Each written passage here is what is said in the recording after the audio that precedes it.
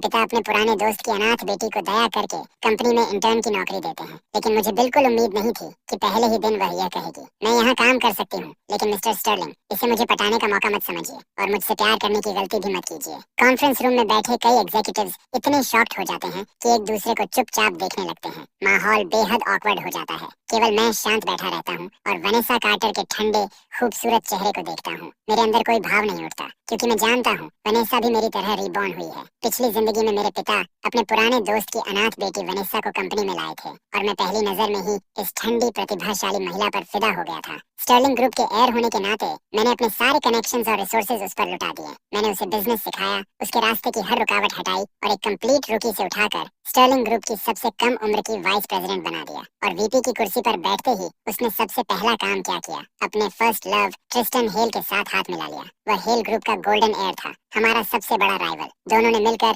Stirling shares को खाली कर दिया और 3 पीढ़ियों से बने हमारे फैमिली एम्पायर को निगल लिया। मुझे आज भी वह बारिश वाली रात याद है। उसी कॉन्फ्रेंस रूम में मेरे माता पिता के सामने वह शार्प सूट पहनकर खड़ी थी और उसने घोषणा की थी कि स्टर्लिंग बैंकरप्ट हो चुका है और अब ओनरशिप बदल रही है। जाते जाते उसकी आंखें बर्फ जैसी ठंडी थी। बिजनेस वॉर में प्यार नहीं होता, सिर्फ प्रॉफिट होता है। Goodbye Adrian. अब उसे फिर उसी घमंडी और खुद को सबसे ऊंचा समझने वाले चेहरे के साथ देखकर मुझे सिर्फ घिन महसूस होती है। मेरे होठों से एक ठंडी हंसी निकलती है। डैड, लगता है मिस कार्टर हमारी कंपनी के ऑफर से ज्यादा खुश नहीं है। क्यों न किसी और को चुन लिया जाए? पोजीशन वेस्ट करने का क्या फायदा? वनेसा का चेहरा तुरंत बदल जाता है। वह घबरा जाती है। नहीं, मेरा वह मतलब नहीं था। प्लीज गलत मत समझिए। उसे कंपोजर खोते देखकर मैं मुस्कुराता हूँ। अगले दिन मैं हमेशा की तरह अपनी रोल्स रॉयस में बैठकर ऑफिस जाने की तैयारी करता हूँ। बटलर आदर से कार डोर खोलता है, लेकिन वनेसा मुझसे पहले अंदर बैठ जाती है। एड्रियन, मैंने कल ही कहा था, मुझसे फ्लर्ट मत करो और मेरे करीब आने की कोशिश भी मत करना। मैं लगभग बोलती बंद होने की हालत में था। ये मेरी कार थी, मुझे किसी के साथ कार पूल करने की आदत नहीं है। वनेसा को बिल्कुल उम्मीद नहीं थी कि मैं पूरी तरह बदल चुका हूँ। अभी बाहर निकलो। वह मेरी बात अनसुनी कर देती है। मैं सिर्फ राइड ले रही हूँ, क्या तुम्हें इतना रूड होना जरूरी है? उसे पूरा यकीन था कि मैं ब्लफ कर रहा हूँ, लेकिन जैसे ही मैं कार में बैठता हूँ वह घृणा भरे चेहरे के साथ बाहर उतर जाती है, जैसे मेरे साथ एक ही हवा में सांस लेना भी उसे पसंद न हो। वॉल्टर, गाड़ी चलाओ। जी यंग मास्टर। आखिरकार मुझे शांति से ऑफिस जाने का मौका मिलता है। शाम को छुट्टी के समय मैं कंपनी एंट्रेंस पर आती जाती गाड़ियों को देख रहा था। लगता है पिछली जिंदगी के वे पैरासाइट्स फिर वापस आ गए थे। जो आदमी वहाँ आता है वह ट्रिस्टन हेल था, हेल ग्रुप का एयर। वह बेहद अपनापन दिखाते हुए वनेसा के चेहरे को छूता है। फूलों वाली शर्ट पहने एक लड़का उन्हें उकसाता है। वाह वनेसा, तुम सच में स्टर्लिंग हेडक्वार्टर्स में काम करती हो? मैंने सुना है यहाँ रेगुलर स्टाफ को भी परमानेंट होने में 3 साल लग जाते हैं और तुम इंटर्न होकर सीधे अंदर पहुँच गई। कितनी किस्मत वाली हो, अब तो करियर उड़ान भरने वाला है। हे गॉर्जियस, इस वीकेंड मिस्टर हेल का बर्थडे है। स्टर्लिंग का जो हाई एंड प्राइवेट क्लब है ना, हमें वहाँ घुमाओ। डेनिम जैकेट पहना दूसरा लड़का भी बोल पड़ता है। हाँ, मैं तो बहुत समय से वहाँ जाना चाहता हूँ। वनेसा, अरेंज कर दो। वनेसा सिर हिलाती है। कंपनी रूल्स हैं, क्लब सिर्फ बिजनेस क्लाइंट्स के लिए है, पब्लिक एंट्री नहीं है।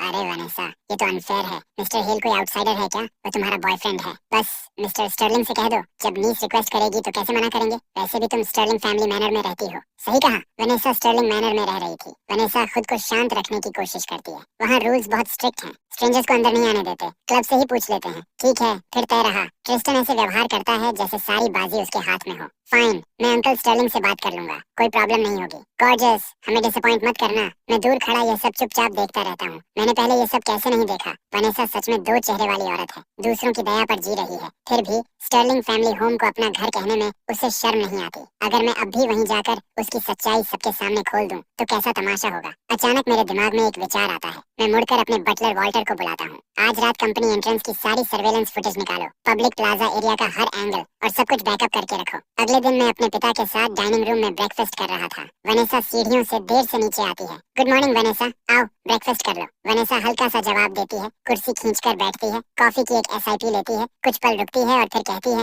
अंकल स्टर्लिंग, एक बात करनी थी। इस वीकेंड मेरे एक फ्रेंड का बर्थडे है, क्या हम ग्रुप के हाई एंड क्लब का इस्तेमाल पार्टी के लिए कर सकते हैं? मुझे लगभग हंसी आ जाती है। इस औरत में सचमुच पूछने की हिम्मत है। मतलब स्टर्लिंग के क्लब में पार्टी? मेरे पिता मुंह पोंछते हैं। वनेसा, वह जगह बिजनेस क्लाइंट्स के लिए है, कंपनी एसेट्स पर चलती है, कुछ घंटों के लिए भी नहीं। वनेसा तुरंत कहती है, मैं उनसे प्रॉमिस कर चुकी हूँ अंकल स्टर्लिंग। मेरे पिता सिर हिलाते हैं। क्लब सच में कन्वीनियंट नहीं है, वह कंपनी एसेट है, प्राइवेट वेन्यू नहीं। वीकेंड अभी आया नहीं है, अपने फ्रेंड्स को पहले ही समझा दो। लेकिन बात पूरी होने से पहले ही वनेसा कॉफी नीचे रखती है और वापस अपने कमरे की तरफ बढ़ जाती है। वनेसा, ब्रेकफास्ट नहीं? भूख नहीं है? वनेसा, 1 मिनट रुको, तुम अभी वर्क प्लेस में नहीं हो। एक्सपीरियंस बनाने का यह बहुत महत्वपूर्ण समय है। वर्क को पहले रखो और हेल वाले ग्रुप से दूर रहो। समझी? वनेसा जवाब देती है, मैं आभारी हूँ अंकल स्टर्लिंग, आपने हमेशा मेरा ख्याल रखा है, लेकिन इसका मतलब यह नहीं कि आप मेरी प्राइवेट लाइफ में दखल दें। मुझे गाइडेंस की जरूरत हो सकती है, लेकिन लेक्चर की नहीं। मैं बीच में बोल पड़ता हूँ। डैड, लोगों की किस्मत का सम्मान कीजिए, सेवियर कॉम्प्लेक्स छोड़ दीजिए, यही तो आपने मुझे सिखाया था, याद है?